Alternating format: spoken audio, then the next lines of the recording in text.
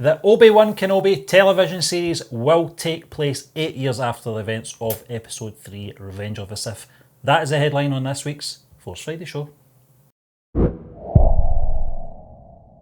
And Stephen, this one is coming in from IGN. It's Anthony Carboni of Star Wars show fame. He has been revealing to everyone all and sundry where this TV show will be fitting in terms of the timeline and the greater Star Wars story. And he is saying that it will take place 8 years after the events of the Revenge of the Sith, as you did rightly say in that little brief intro. Yes. Obviously after he drops off the infant Luke Skywalker with Aunt Beru and Uncle Owen at the homestead on Tatooine. Yes. So, Stephen, what do you make of this? Do you feel like this is the best time period for the Obi-Wan series? Do you feel like it could have took place maybe earlier and gave us a greater scope? We know this TV show will take place over roughly, I think, 19, 20 years. I think Luke is 19 or 20 by the events of A New Hope. So we still have a solid 12, 11 year period for them to do multiple series, obviously and focusing on Obi-Wan. Age up as well. And age you and up, because they will age progressively as it goes on, Stephen. Yeah, so those twin sons really do damage, John. Yeah. But how do you feel about it? Firstly, I think us as Star Wars fans have came a long way in accepting there is room for scope for a story for Obi-Wan Kenobi, because it wasn't that long ago we were saying there's no story there, because he's supposed to be in hiding.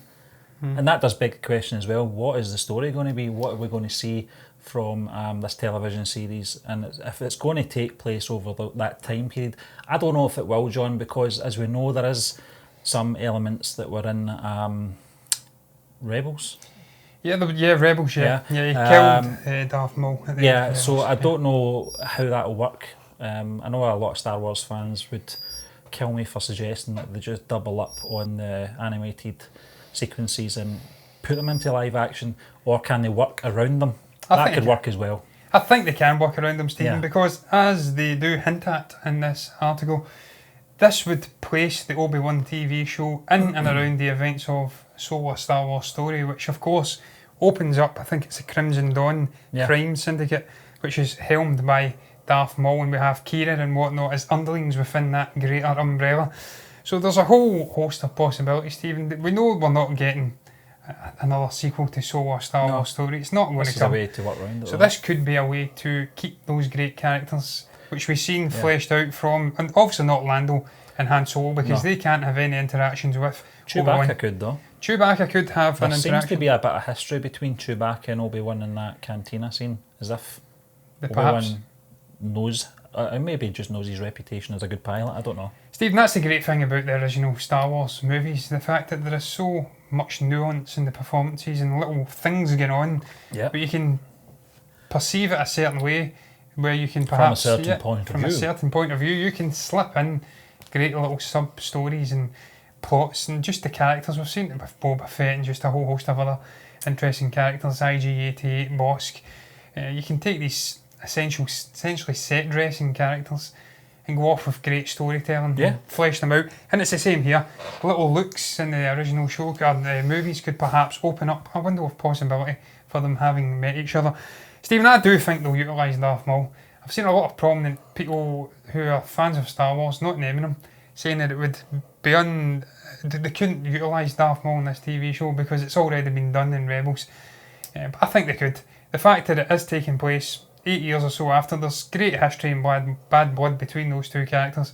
I think we'll see him interacting with the Crimson Dawn. I think we'll see him interacting with Jabba the Hutt in some vein at some point. It may take multiple series, but I do think we'll see interactions with Darth Vader as well, Stephen. I think he will be in there. I was just going to say that, John. I think it would be a double whammy to have Maul and Vader in there at some point. I'm not saying they give them big roles, but some appearances, some presence. And it can't fantastic. be on Tatooine, though, obviously. No, it definitely can't be, not. No, because he would have known right away. I always thought that anyway about the Obi-Wan situation, that I doubt that it was on Tatooine that whole time. It's an uneventful planet. Certainly where the Lars homestead is, it's nowhere. It's just back of beyond. Absolutely nowhere.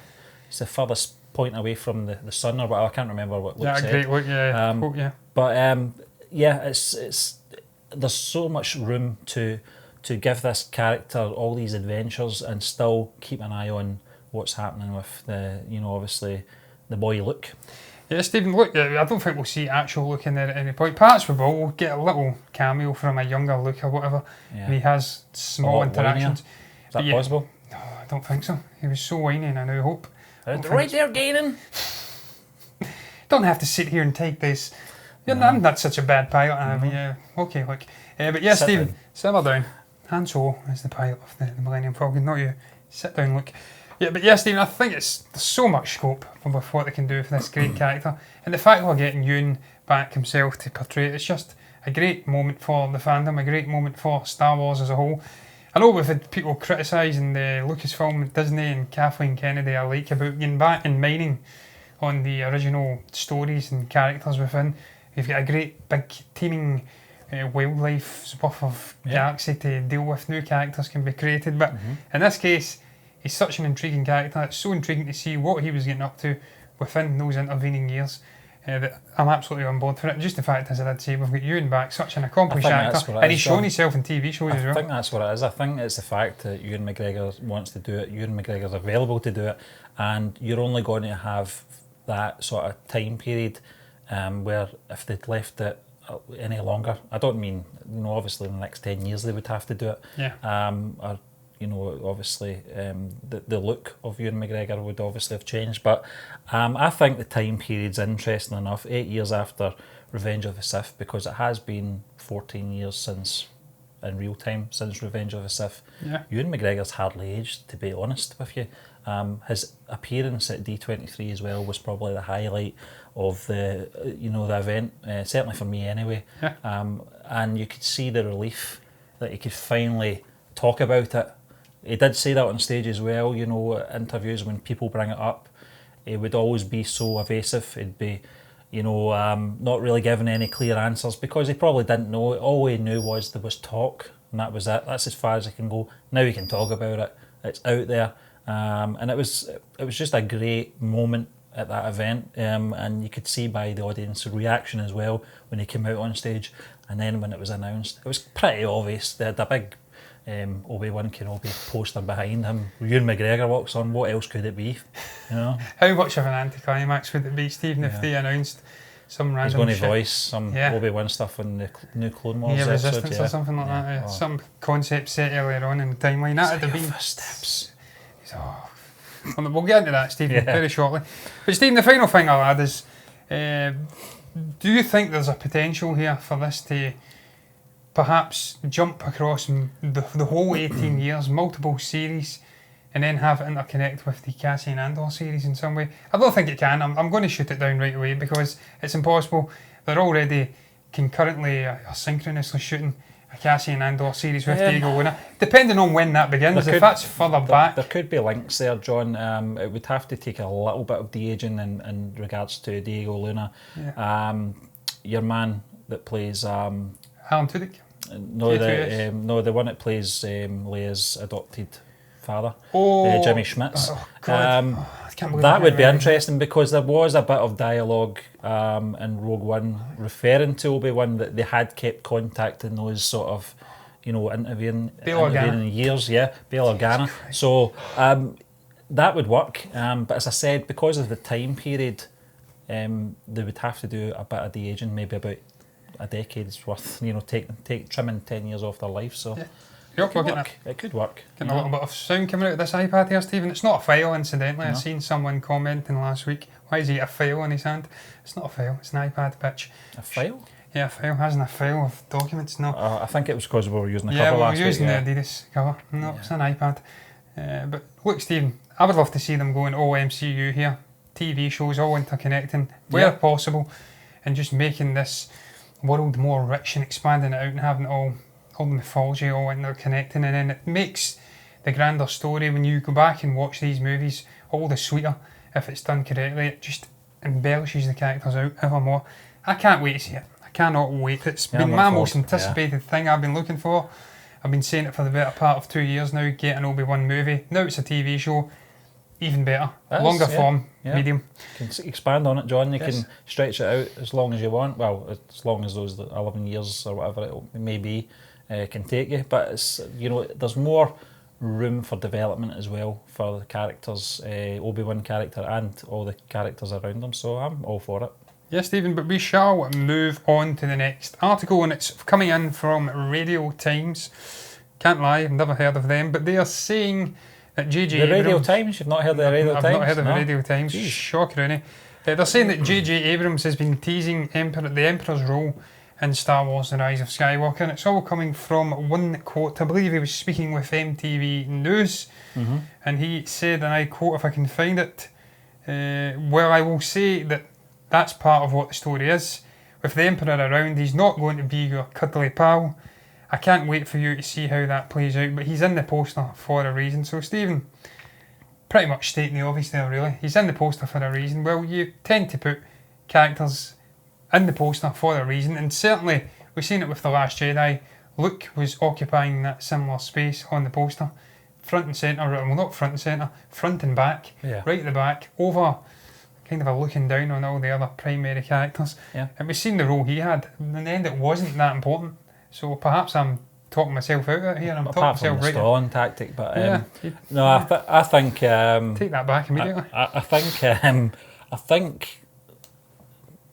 I don't know. I don't. It's not the worst kept secret because nothing's been announced yet. But we're not going to get Palpatine in physical form in this movie. No chance they're going to do that. No chance. Not as Ian McDiarmid as a sort of solid figure. No chance. I think it'll be a spirit. Steve, we'll do an over and under on that while we're on that. What do you think? Over 60% that we see Ian McDiarmid coming back to portray a very much living and breathing Palpatine, perhaps a clone or something like that.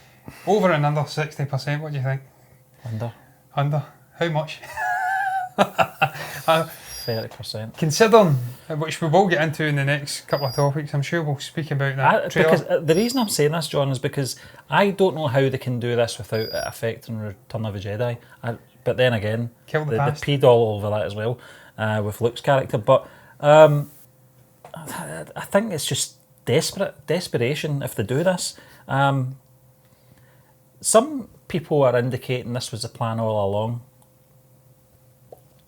That's what I said to that, because there's no way this was part of the plan. This has been thrown in after The Last Jedi, the response of The Last Jedi, hence why Colin Trevorrow was removed from the project, because there was no way Colin Trevorrow was going down that road, as we know. I think he is going to be some kind of spirit or possess. He's going to possess an already living being. I don't think Ian McDiarmid, I don't know how much of a capacity he's going to have in it.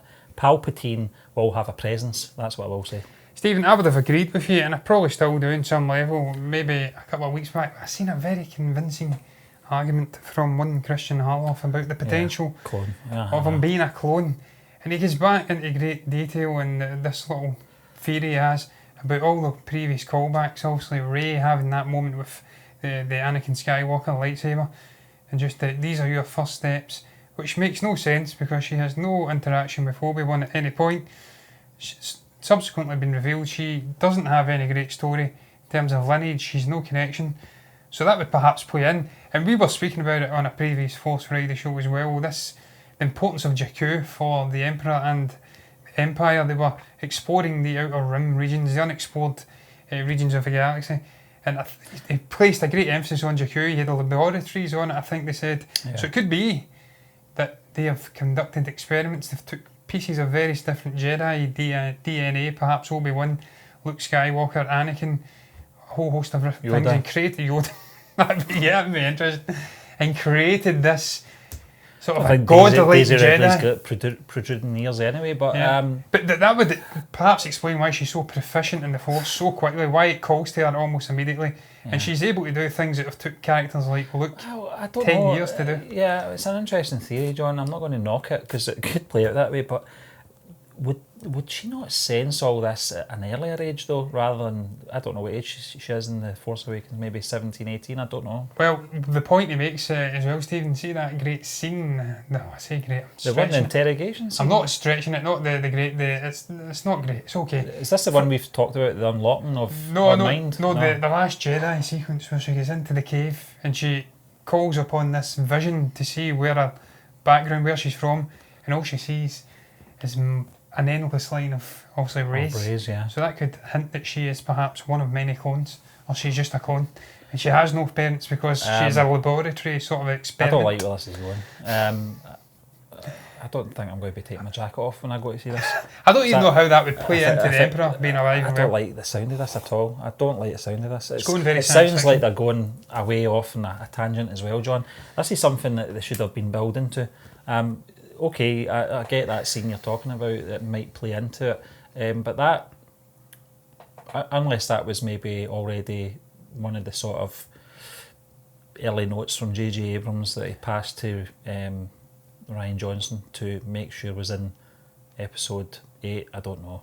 But listen, it's all speculation at the moment anyway, John. We've still got another 4 months or so before the film's release.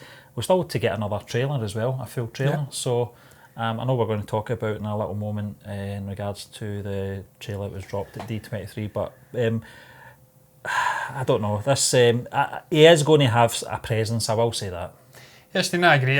One way or the other, clearly. Yeah. JJ's saying in that quote. I will say though, that poster, which we can talk about now because we're not going to talk about it in the D23 stuff, I didn't like. Used a hot toy, I think. It almost, when it was dropped, it was on Twitter. I saw it on Twitter and I thought it was fan art.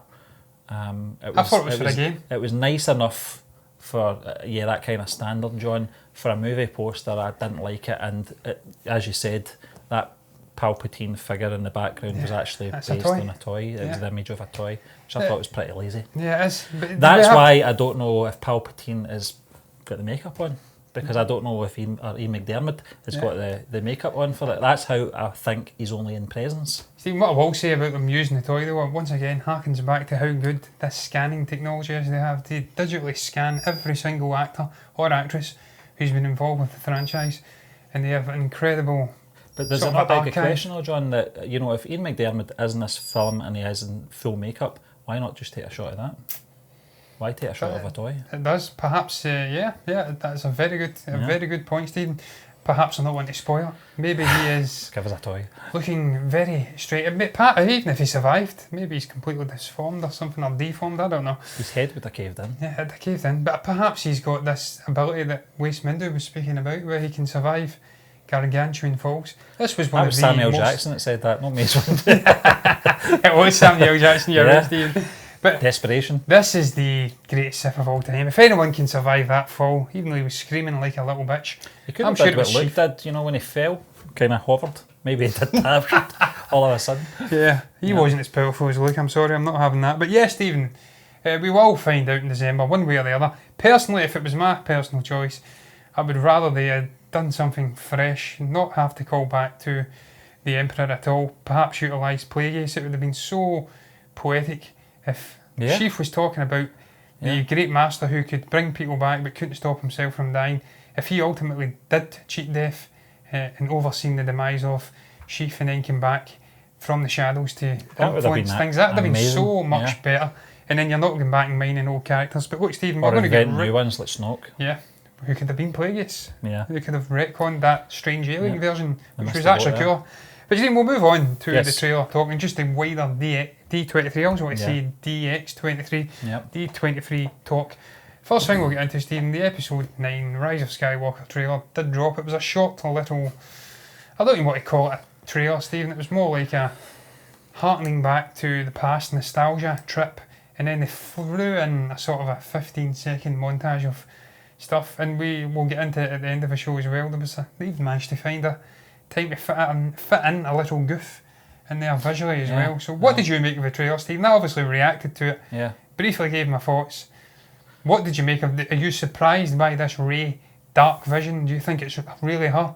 Is she turning dark? Is Sheev influencing her? Or is it just a vision? I think there might be temptation in there, John. I don't know if it's going to be flipping over to the dark side. Talking about flipping over, it's reminding me of that stupid lightsaber they've come up with. It's like got a hinge on it. It's rubbish.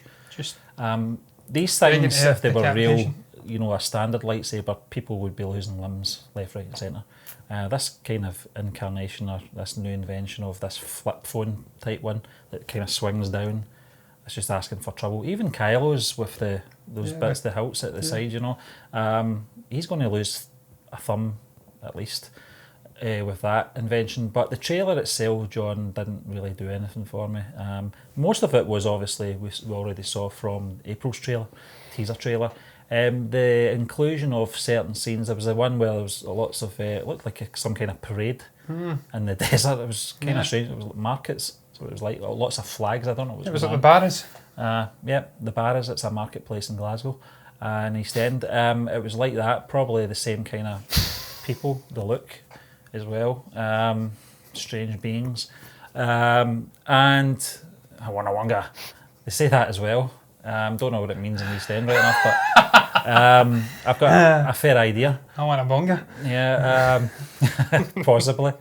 And I'm trying to remember the other scenes, John. C-3PO with the red eyes, hinting at an evil C-3PO, or is it just a grab for merchandise? Rubbish, absolute rubbish. Yeah, and we do get one wide shot of Princess Leia as well, a more clear shot of her. Yeah, from The Force Awakens, because Force Awakens. You clearly see it's from The Force Awakens, because she did age in that time period. I don't know if it was the stress of the promotion of The Force Awakens, but she was clearly a lot older looking in The Last Jedi. Here we see her in this sort of her glory of The Force Awakens scenes.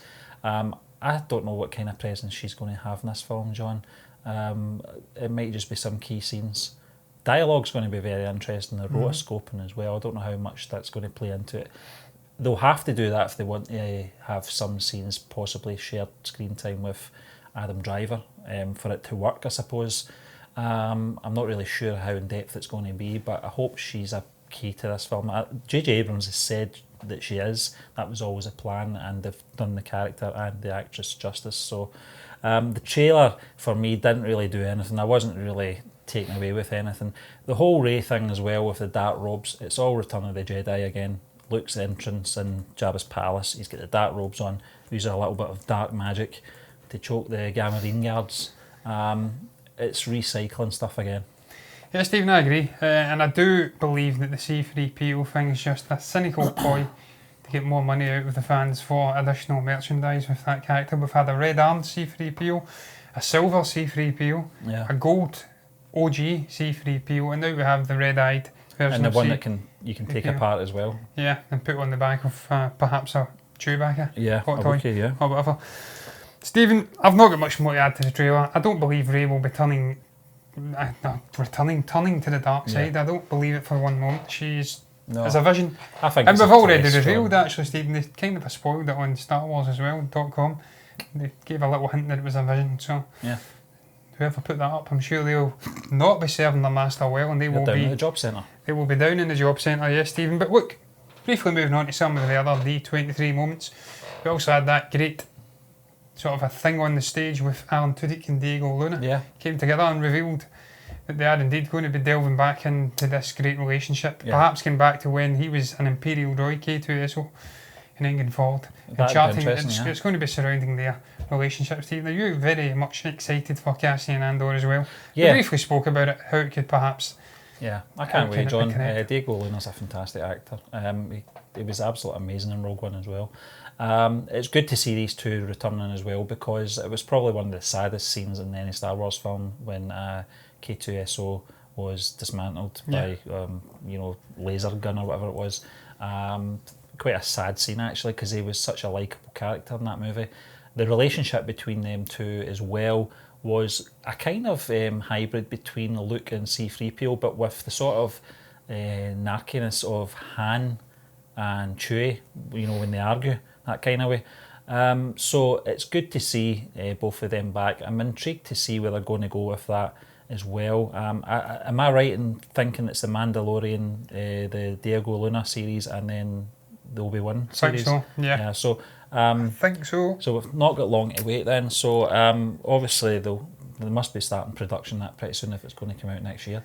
So it's going to be very interesting. These television series excite me more than actual films, John. I don't know about yourself. Yeah, I'd agree with that, Stephen. Yeah. Until we get more meat in the bones of these, obviously, Binoff and Wise stories, than the TV shows, which are very much confirmed, and we know elements of what they're doing. They're front and centre for me just now, and they are front and centre in terms of actual slate as well. They are ahead of the movie, so look forward to them. The showrunner for Cassian Andor, the Cassian Andor series, was involved in The Americans. He's a very good showrunner. He knows what he's doing. That was a great show. So I feel like they've got the right people on board. Cannot wait to see how they flesh that out. But Stephen, the final couple of little things that I think that were announced, unless I've missed anything. Also, they spoke about The Mandalorian. Yeah, we got that trailer. Yeah. But we've spoke about that anyway. And it pretty much played out exactly how we anticipated it to play out. Fantastic trailer. It really was. It looks like the original Star Wars personified. Cannot wait for it. But then we also get, I think, confirmation that Clone Wars is coming out next year as well. I think we do that anyway. Yeah, it was final episodes. Yeah, final episodes. Yeah. So that's great to see that Dave Filoni's getting to finish his creative vision for that, which also was stopped early after Disney took over, I think, from George Lucas. Yeah. Star Wars. And then I think the final thing was also Ewan McGregor coming out and confirming. Yeah. But we again spoke about that. So, but it was very cool to see the great man coming onto the stage. It was an excellent event. It was one of the best D23s in a long time. I know these things are biannual, aren't they? Yeah. So there was a lot of information there, and it's good to see as well Star Wars fans uniting after such a long time. That I don't think there's anyone out there that could say a negative or put a negative spin on everything that was announced and released for that event last week. No, Stephen, but look, we will move on to the final topic because we have not got much time left and we've not got much more very to short and sweet. say. This one is all about, as I alluded to previously, the Kylo Ren mistake in the Rise of Skywalker trailer. And essentially, Stephen, it's all from that moment where he is having a lightsaber battle with Rey on top of this ship. I don't know what ship it is. It looks like almost says it was like the Revenge of the Sith. Some people are saying that it could be part of the Death Star. I don't know, John. Could be, it could be part of the trench run. I don't know. Because it certainly looks like it's got bits broken off and it's on the water, which would tie in with what we've seen with the Death Star ruins. But he's got a reflection in the water and he's sporting a very dapper looking cape. CG cape. And it's CG cape, which I didn't know. No. I didn't notice this when I watched the trailer, but in the reflection, very much sans the cape, Stephen. So it brings up in my mind, is this a Count Dracula cape?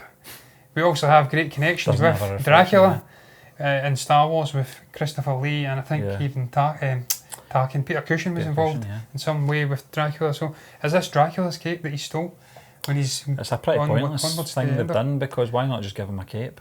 I don't understand it. I really don't understand it, Stephen. I can't get my head around why. I think it's to do with probably editing. I think that's probably what it is, because clearly what's going on around them is not real. And I think editing around a blowing cape probably would have, and a pain in the arse, essentially. Yeah, but that's their job. They paid well for it.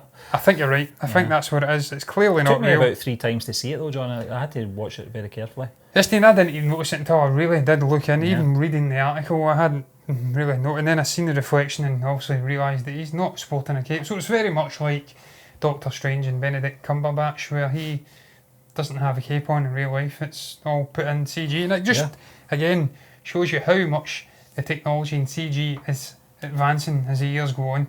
It's absolutely incredible. I would never have thought that was CG, and cannot wait to see how the hell that plays out in the actual movie. Will it be there in the movie? Will they take it off? Will they sort the reflection out? Who knows, Stephen? But the fans are eagle-eyed these days. We've seen it with Sonic the Hedgehog. I'm sure they will take pointers from this spoof and deal with it in short shrift. But look, that is going to round up this week's Force Friday show. What did you make of the various different topics we spoke about? If you've got anything to say about them, you can comment below and let us know what your thoughts are. Like the video if you've enjoyed it. Subscribe to the channel if you're enjoying the content. And both me and Stephen will both be back on Monday with MBE Box Office.